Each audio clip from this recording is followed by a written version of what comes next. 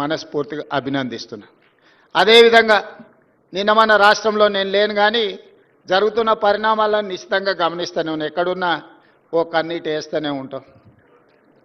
అక్కడ చదువుకోవడానికి వెళ్ళినప్పుడు నారాయణ గారు అడుగుతున్నారు ఎంతసేపు ఉంటాయి క్లాసులని. ఉదయం 7 నుంచి సాయంత్రం 7 వరకు క్లాసులు జరుగుతూనే ఉంటాయి. అన్ని క్లాసులు అటెండ్ అవుతూనే ఉన్నా. ఎందుకనంటే మనం తెలుసుకోవాలని కావాలని హార్వర్డ్కి వెళ్ళి జాయిన్ అయినాం కాబట్టి క్లాసులలో క్రమశిక్షణ కలిగిన విద్యార్థిగా నేర్చుకోగలిగినంత నేర్చుకోవాలనేదే నా ఆలోచన. అయితే రాష్ట్రంలో జరుగుతున్న పరిణామాలు ఒక వింత వాతావరణానికి దారితీస్తున్నాయి. రావి నారాయణ రెడ్డి గారిని చూసిన తర్వాత, వారి కుటుంబాన్ని వారి మన్మరాల్ని ఈ మధ్యకాలంలో కలిసిన తర్వాత, వారు చేసిన పోరాటం, వారు చేసిన త్యాగం, వారు నిర్వహించిన బాధ్యతలను చూసిన తర్వాత, మరి ఇన్ని హోదాలు ఇన్ని బాధ్యతలు చేస్తే వేల కోట్ల రూపాయల ఆస్తులు ఉండాలి కదా, అంతస్తులు ఉండాలి కదా, 7 అంతస్తుల మేడలు ఉండాలి కదా అని నాకు అనిపించింది. ఎందుకంటే ఈ మధ్యకాలంలో కొంతమంది తెలంగాణ జాతిపితాని వాళ్ళకు వాళ్ళే టైటిల్స్ ఇచ్చేసుకుంటారు. ఉద్యమకారుడు అనే పదాలు వాళ్ళే రాసేసుకుంటారు. చేసిన తప్పులకు పోలీసులు నోటీసులు ఇస్తే తెలంగాణ జాతిపితకు నోటీసు ఇవ్వడం అంటే మొత్తం తెలంగాణ సమాజానికే నోటీసు ఇచ్చినట్టు అంటారు. ఒక ఉద్యమకారుడిని ఈ రకంగా మీరు అవమానిస్తారా అంటారు.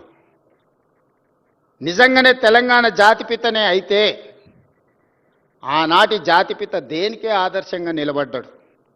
ఏదైనా పదవి తీసుకున్నాడా? పోని కుటుంబం కోసం ఏదైనా అడిగిండా?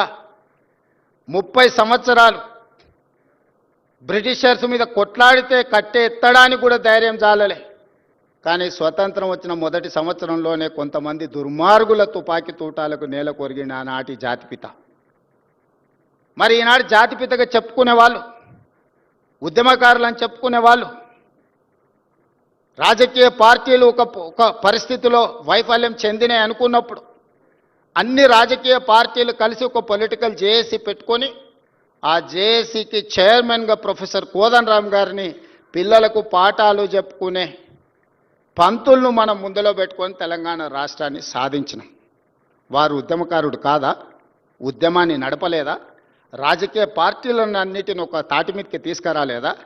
కుల సంఘాలను, మత సంఘాలను, చివరికి బిచ్చగాళ్ళ సంఘాన్ని కూడా ఏకం చేయగలిగిన శక్తి, రిక్షా దొక్కుకునే సంఘాలను కూడా ఏకం చేయగలిగిన శక్తి ప్రొఫెసర్ కోదండరామ్ గారు ఆ రోజు బాధ్యత నిర్వహించలేదా?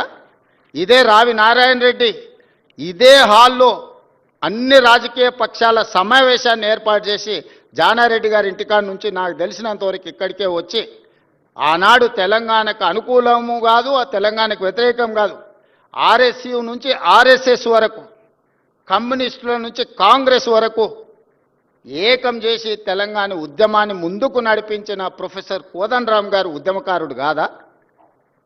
మరి అలాంటి ఉద్యమకారుడైన కోదండరామ్ గారి ఇంటి తలుపులు బద్దలు కొట్టించి పోలీసులతో ఈడ్చుకపోయేటంత నేరం కోదండరామ్ గారు ఏం చేసిండ్రో మీరు అధికారంలో ఉన్నప్పుడు ఉద్యమకారులకు జరిగిన అవమానం మీరు అప్పుడే మర్చిపోయినరా? మీరు చేసిన అవమానం అని నేను వారిని అడుగుతున్నా. నిన్నెవరు తలుపులు బద్దలు కొట్టలేదే, నిన్నెవరు ఈడ్చుకొని రాలేదే. చేసిన తప్పులకు మీకు నోటీస్ ఇచ్చారు, సార్ మీరు రాండి అని.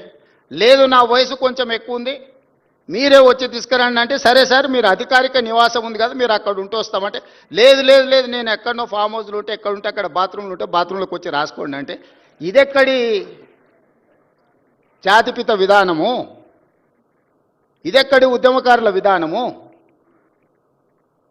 రావి నారాయణ రెడ్డి గారి కుటుంబము 500 ఎకరాల భూమిని కోల్పోయినారు. ప్రపంచంలో ఎక్కడైనా స్వేచ్ఛ కోసము, ప్రజల యొక్క హక్కుల కోసం కొట్లాడిన వాళ్ళు, చెగువీరా నుంచి మొదలు పెడితే రావి నారాయణ రెడ్డి వరకు ఎవరినైనా చూడండి, సర్వం కోల్పోయినారు. సర్వం కోల్పోయినారు. నేల కొరిగిన వాళ్ళు వేలాది మంది ఉన్నారు. ఆస్తులు అంతస్తులను సర్వం త్యాగం చేసినారు. కుటుంబానికి నిల్వ నీడ లేకుండా ఉన్నదంతా ప్రజలకు పంచిచ్చిన వాళ్ళను ఉద్యమకారులు అన్నారు, జాతిపితలు అన్నారు. ఆ విధంగా ఈనాడు రావి నారాయణ రెడ్డి గారి కుటుంబం 100 ఎకరాల భూములను పంచితే ఉన్న పదవులను పార్లమెంట్ సభ్యుడిగా దేశంలోనే అత్యధిక మెజారిటీతో గెలిచిన రావి నారాయణ రెడ్డి గారు ఎంపీగా ఎమ్మెల్యేగా పనిచేసి నాకు పదవులు వద్దు అని తృణప్రాయంగా భావించే ప్రజాక్షేత్రంలో ప్రజలకు ఆదర్శంగా నిలబడితే వారిని ఏమనాలి? వచ్చిన తెలంగాణ రాష్ట్రంలో పదవులన్నీ మీరే తీసుకుంటారు. వందల ఎకరాల ఫామ్ హౌజులు మీకే వచ్చే, టీవీలు మీకే వచ్చే, పేపర్లు మీకే వచ్చే, వేల కోట్ల రూపాయల వ్యాపారాలు మీకే వచ్చే. ఉన్న పదవులన్నీ మీరే పంచుకుంటారు, చేయాల్సిన తప్పులన్నీ మీరే చేస్తారు, పంచుకోవాల్సిన కాంట్రాక్టులన్నీ మీరు పంచుకున్నాక మీరెట్లా జాతిపిత అవుతారు, మీరెట్లా ఉద్యమకారుడు అవుతారో నాకు అర్థం కాలే. ఒకవేళ మీరే జాతిపిత, మీరే ఉద్యమకారులు అయితే రావి నారాయణ రెడ్డి గారు, ప్రొఫెసర్ కోదండరామ్ గారు సుప్రీంకోర్టు జడ్జిగా జస్టిస్ సుదర్శన్ రెడ్డి గారు తెలంగాణ రాష్ట్ర ఏర్పాటు ప్రక్రియలో అవసరమైతే తన బాధ్యతను కూడా పక్కన పెట్టి ఎవరేమనుకున్నా సరే ఈసారి ప్రజలకు స్వేచ్ఛ రావాల్సిందే, సామాజిక న్యాయం జరగాల్సిందే, సమానమైన అవకాశాలు రావాల్సిందే అని ముందుకొచ్చిన జస్టిస్ సుదర్శన్ రెడ్డి గారు లాంటి వాళ్ళని ఏమనాలి? దయచేసి ప్రజలు తిరస్కరించినప్పుడు అర్థం చేసుకోవాలి. ప్రజాక్షేత్రంలో మీరే స్వయంగా ఎమ్మెల్యేకి ఓడిపోయినప్పుడు, పార్లమెంటు ఎన్నికల్లో మీకు ప్రజలు ఒక్క సీటు కూడా ఇవ్వలేదన్నప్పుడు, ప్రజల తిరస్కరణకు మీరు గురైనరు. కానీ ప్రజలు ఓటేయక ప్రజలే తప్పు చేసిండ్రన్న ఆ నేరాన్ని ప్రజల మీద మోపడానికి ప్రయత్నం చేస్తే ఇదెక్కడి ప్రజాస్వామ్యము, ఇదెక్కడి జాతిపిత, ఇదెక్కడి ఉద్యమకారుడి ఆలోచన? నాకైతే అర్థం కాలే.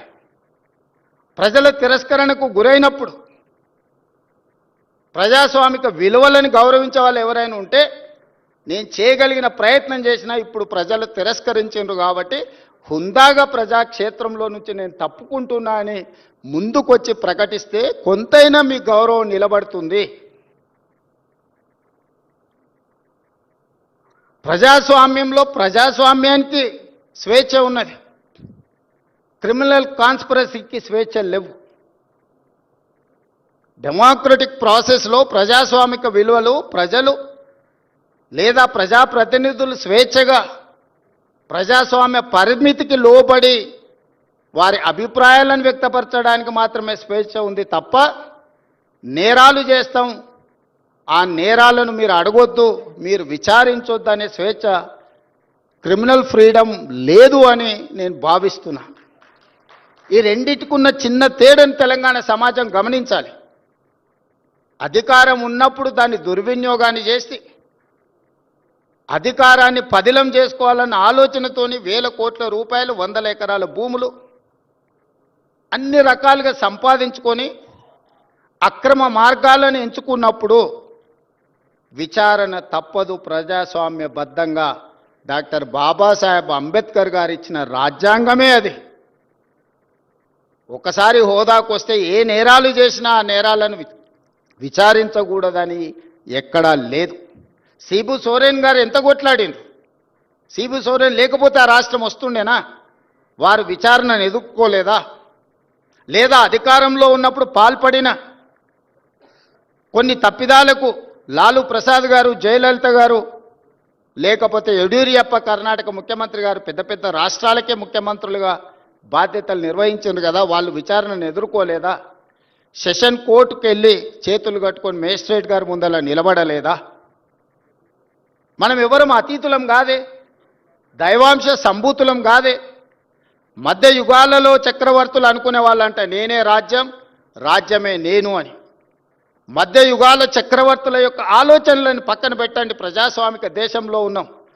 మధ్య యుగాల చక్రవర్తులు రాజుకు బాధ వస్తే రాజ్యానికి బాధ వచ్చినట్టు, రాజుకు సంతోషం కలిగితే రాజ్యమంతా సంతోషంగా ఉన్నట్టు మధ్య యుగాలలో చక్రవర్తులు అనుకునేవాళ్ళు. మధ్య యుగాల చక్రవర్తులు ఈనాడు కాలం చెల్లింది. ఈరోజు ప్రజాస్వామిక బద్ధంగా జరిగే విచారణలు ఎవరైనా ఎదుర్కోవాల్సిందే. ఆనాడు మీరు చేసిన తప్పిదాలు, కోదండరామ్ గారి తలుపులు బద్దలు కొట్టినప్పుడు ఒక్కసారైన ఉద్యమకారుడిని, తెలంగాణ రాష్ట్ర సాధనలో అందరినీ ఏకం చేసి నడిపించిన వాళ్లకు ఈ రాష్ట్రంలో ఇంత అవమానం జరగకూడదు వచ్చిన రాష్ట్రంలో అని ఒక్కసారైనా ఆలోచన చేసిండ్రా? వారు ఉన్నప్పుడు చట్టసభలలో రానిచ్చే అవకాశం కూడా ఇవ్వలే. ప్రజా పరిపాలన ఏర్పడ్డ తర్వాత వారిని శాసనమండలి సభ్యులుగా పెద్దల సభలో ఉండాలని పంపిస్తే సుప్రీంకోర్టు వరకు కేసేసి కొట్టేయించిన చరిత్ర మీది. అంత నేరం కోదండరామ్ గారు ఏం చేసిండ్రని నేను అడుగుతున్నా. నువ్వు ఇవ్వకపోతే ఇవ్వకపోయినా నీకు నచ్చలేదు, నువ్వు ఇవ్వలేదు, నచ్చితే నజరానా, నచ్చకపోతే జుర్మానా, నీ విధానం సరే మంచిది, నీ విధానానికి ప్రజలు కూడా ఓ తీర్పు ఇచ్చారు. అరే పెద్ద మనిషి పెద్దల సభలో ఉండాలి, మాలాంటి యువకులకు వారు ప్రజల నుంచి నిత్యం ప్రజల మధ్యలో ఉంటారు, ప్రజల నుంచి సమస్యలు తెలుసుకుంటారు, వాటిని చట్టసభలలో ప్రస్తావిస్తే ఆ సమస్యలు పరిష్కరించవచ్చని ఒక మంచి ఆలోచనతోని వారిని పెద్దల సభకు తీసుకొస్తే, ఆ తీసుకొచ్చిన పెద్దల సభలోకి తెచ్చిన అంశాన్ని కూడా సుప్రీంకోర్టు వరకు కేసులేసి కొట్లాడి కొట్టేయించాల్సినంత తప్పిదం ప్రొఫెసర్ కోదండరామ్ గారు ఏం చేసిందని నేను ఈ వేదిక మీద నుంచి అడుగుతున్నా. ఇలాంటి విషయాలు ఎన్నో మన సమాజంలో ఉన్నాయి. అందుకే కమ్యూనిస్టు సోదరులని మీరు పోరాటాలు చేసినారు, మీరు నినాదాలు ఇచ్చినారు, మీరు చేసిన పోరాటాలకు మీరు ఇచ్చిన నినాదాలకు చట్టబద్ధత చేసింది కాంగ్రెస్ పార్టీ. రైతు కూలీ సంఘాలు పెట్టి హక్కుల కోసం మీరు కొట్లాడినారు, కనీస వేతనాల కోసం మీరు కొట్లాడినారు.